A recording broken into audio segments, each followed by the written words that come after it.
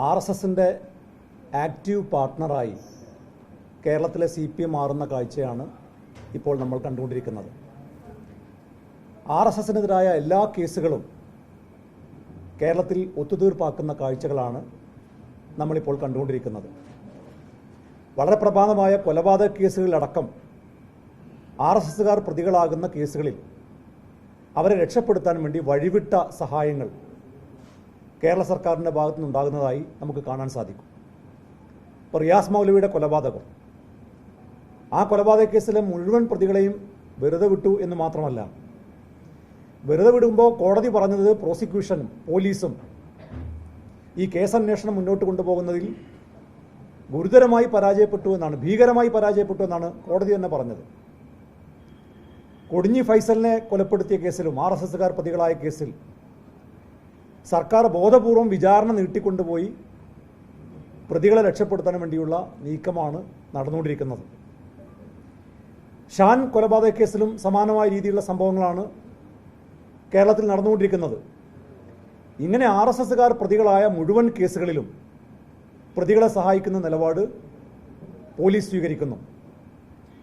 ഇനി നേരത്തെ CPMന്റെ സംസ്ഥാന സെക്രട്ടറി ആയിരുന്ന കോടിയേരി ബാലകൃഷ്ണനെതിരെയുള്ള RSSന്റെ ബോംബാക്രമണ കേസാവട്ടെ, CPMന്റെ കോഴിക്കോട് ജില്ലാ കമ്മിറ്റി ഓഫീസിന് നേരെയുള്ള ആക്രമണ കേസാവട്ടെ, RSSകാർ പ്രതികളാകുന്ന ഏത് കേസെടുത്ത് പരിശോധിച്ചാലും ആ കേസിൽ പോലീസിൻ്റെ ഭാഗത്ത് വീഴ്ചകൾ ഉണ്ടാകുന്നു.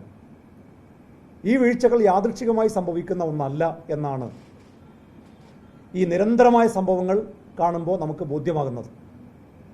ഇക്കാര്യത്തിൽ RSSനോട് ചേർന്ന് നിന്നുകൊണ്ട് പ്രതികളെ സഹായിക്കുന്ന നിലപാട് പോലീസും പോലീസിൻ്റെ ചുമതലയുള്ള ആഭ്യന്തരമന്ത്രി, കേരളത്തിലെ മുഖ്യമന്ത്രി ശ്രീ പിണറായി വിജയനും സ്വീകരിക്കുന്നു എന്നാണ് നമുക്ക് മനസ്സിലാക്കാൻ സാധിക്കുന്നത്. ഏറ്റവും ഒടുവിൽ മലപ്പുറം ജില്ലയ്ക്കെതിരായി നടത്തിയ പ്രസ്താവന പോലും മുഖ്യമന്ത്രിയുടെ RSSന്റെ അനുകൂലമായ നിലപാടിൻ്റെ വ്യക്തമായ തെളിവാണ്. ഇപ്പോൾ അദ്ദേഹം അങ്ങനെ ഒരു പ്രസ്താവന ഞാൻ നൽകിയിട്ടില്ല എന്ന് പറയുന്നുണ്ട് എങ്കിൽ പോലും വളരെ വ്യക്തമായി, കാരണം ഇന്ത്യയിലെ ഒരു പ്രമുഖ പത്രം മുഖ്യമന്ത്രി പറയാത്ത വാചകങ്ങൾ പ്രിൻ്റ് ചെയ്ത് പ്രചരിപ്പിക്കുമെന്ന് ഞങ്ങളാരും വിചാരിക്കുന്നില്ല. മാത്രമല്ല, മുഖ്യമന്ത്രി അങ്ങനെ പറഞ്ഞിട്ടില്ല എങ്കിൽ ആ പത്രത്തിനെതിരെ കേസ് കൊടുക്കാൻ എന്തുകൊണ്ടാണ് അദ്ദേഹം തയ്യാറാകാതിരുന്നത്? വലിയ തോതിലുള്ള പ്രതിഷേധം വ്യാപകമായി ഉയർന്നു വന്നപ്പോൾ അത് മുഖ്യമന്ത്രിയുടെ ഓഫീസ്, മുഖ്യമന്ത്രി നേരിട്ടല്ല, മുഖ്യമന്ത്രിയുടെ ഓഫീസ് തൽക്കാലം ഈ പ്രതിഷേധങ്ങളെ വഴിമാറ്റി വിടാൻ വേണ്ടിയുള്ള ഒരു ശ്രമം നടത്തി എന്നല്ലാതെ ഇക്കാര്യത്തിൽ ആത്മാർത്ഥമായൊരു നിലപാട് കേരളത്തിലെ മുഖ്യമന്ത്രി സ്വീകരിച്ചിട്ടില്ല. അതുകൊണ്ട് മുഖ്യമന്ത്രി ആ പ്രസ്താവന പിൻവലിച്ച്, മലപ്പുറം ജില്ലക്കെതിരായി നടത്തിയ ആ പ്രസ്താവന പിൻവലിച്ച് മലപ്പുറം ജില്ലയിലെ ജനങ്ങളോട്, കേരളത്തിലെ ജനങ്ങളോട് മാപ്പ് പറയാൻ തയ്യാറാകണം എന്ന് ഞങ്ങൾ ആവശ്യപ്പെടുകയാണ്. ക്രിമിനൽ പോലീസും സംഘപരിവാറും മാഫിയ സർക്കാരും എല്ലാം കൂടി ചേർന്ന് നടത്തുന്ന ഈ കൂട്ടുകെട്ടിനെതിരായി ഞങ്ങൾ കഴിഞ്ഞ കുറേ ദിവസങ്ങളായി സമരമുഖത്താണ്.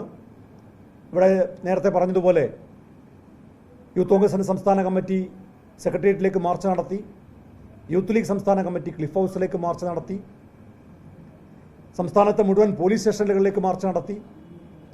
ഇനി മറ്റന്നാൾ 3-ാം തീയതി ജില്ലാ പോലീസ് ആസ്ഥാനങ്ങളിലേക്ക് യൂത്ത് ലീഗിൻ്റെ നേതൃത്വത്തിൽ മാർച്ചുണ്ട്. യൂത്ത് കോൺഗ്രസ് ഇതിനകം മാർച്ച് നടത്തി കഴിഞ്ഞു. 8-ാം തീയതി, ഒക്ടോബർ 8-ാം തീയതി ചൊവ്വാഴ്ച UDFലെ എല്ലാ യുവജന സംഘടനകളും ചേർന്ന് UDYF സംസ്ഥാന കമ്മിറ്റിയുടെ ആഭിമുഖ്യത്തിൽ നിയമസഭാ മാർച്ച് നടത്താൻ കൂടി തീരുമാനിച്ച വിവരമാണ് മാധ്യമങ്ങളെ അറിയിക്കാനുള്ളത്.